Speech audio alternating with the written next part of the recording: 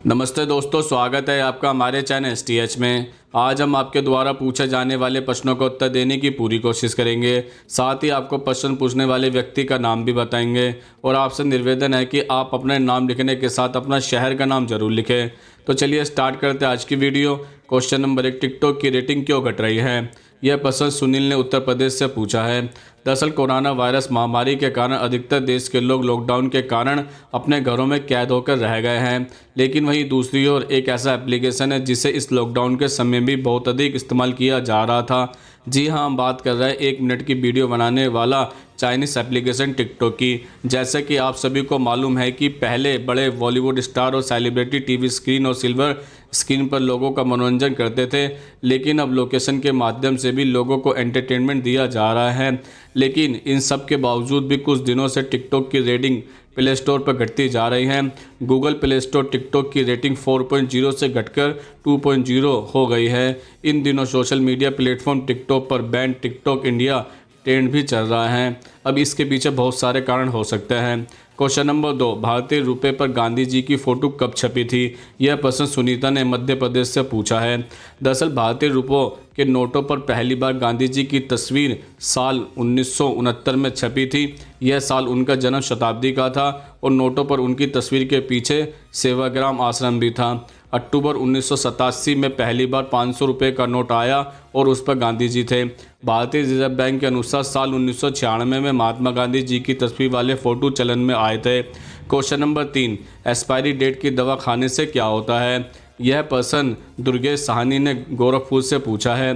दरअसल आमतौर पर डॉक्टर मानते हैं कि एक्सपायरी डेट के बाद दवाएं न सिर्फ असरदार नहीं रह जाती बल्कि वह जहर भी बन सकती है और उसे खाने के बाद रोगी की जान भी जा सकती है। क्वेश्चन नंबर 4, क्या हनुमान जी आज भी जिंदा है? यह प्रश्न उत्कर्ष शर्मा ने उत्तर प्रदेश से पूछा है। दरअसल हाल ही में सेतु एशिया नामक एक वेबसाइट ने दावा किया है कि इस धरती पर एक ऐसी जगह है जहां के लोगों से मिलने हनुमान जी प्रत्येक 41 साल बाद आते हैं और कुछ दिन वहां रहने के बाद वापस चले जाते हैं। सेतु एशिया के शोधानुसार श्रीलंका के जंगलों में एक ऐसा कबायली समूह रहता है जो कि पूर्णतः भारी समाज से कटा हुआ है। उनका रहन सहन और पहनावा भी अलग है। उनकी भाषा भी प्रचलित भाषा से अलग है। यह मातंग आदिवासी समुदाय है। अब इस बात में कितनी सच्चाई है, इस बात की पुष्टि हम नहीं कर सकते, लेकिन वैज्ञानिक दृष्टिकोण से यह सिर्फ एक काल्पनिक बातें लगती है। क्वेश्चन नंबर 5, सेना में 3 साल की भर्ती से क्या मतलब है? यह प्रश्न मुन्ना प्रजापति ने महाराजगंज उत्तर प्रदेश से पूछा है।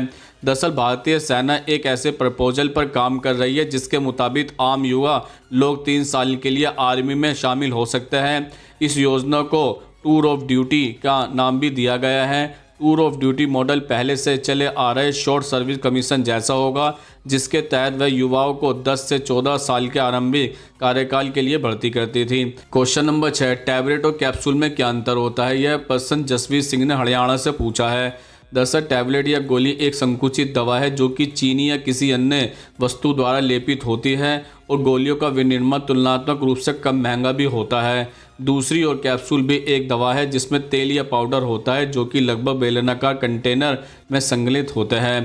क्वेश्चन नंबर 7, दूध प्रेशर कुकर में क्यों नहीं उबालते हैं? यह प्रश्न साहिल ने बिहार से पूछा है।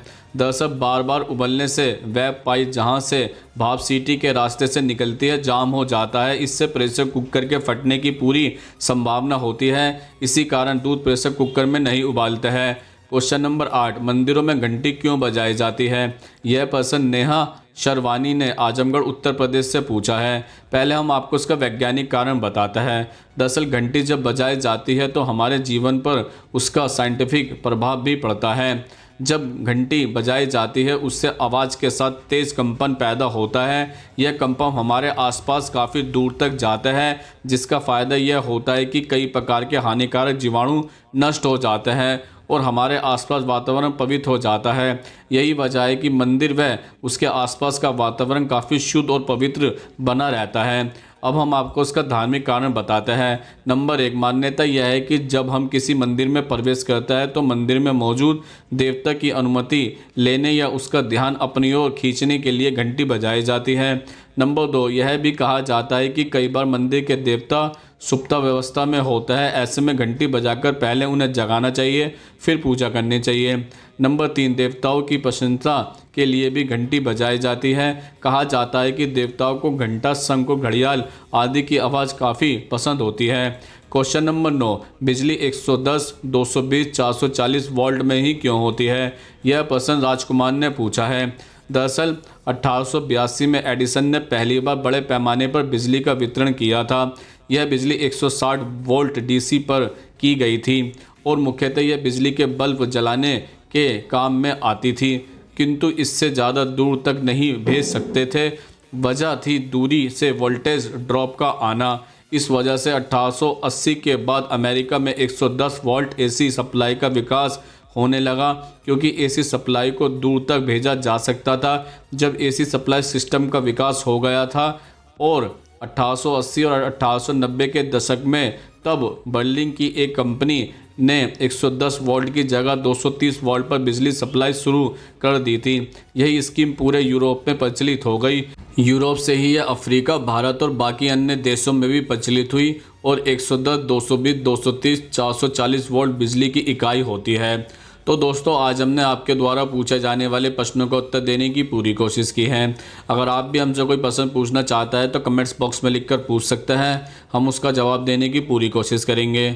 अगर ये वीडियो आपको पसंद आई हो तो इसको लाइक करें, कमेंट्स करें, ज़्यादा से ज़्यादा शेयर करें और हमारे चैनल को सब्सक्राइब जरूर करें। नमस्कार दोस्तों।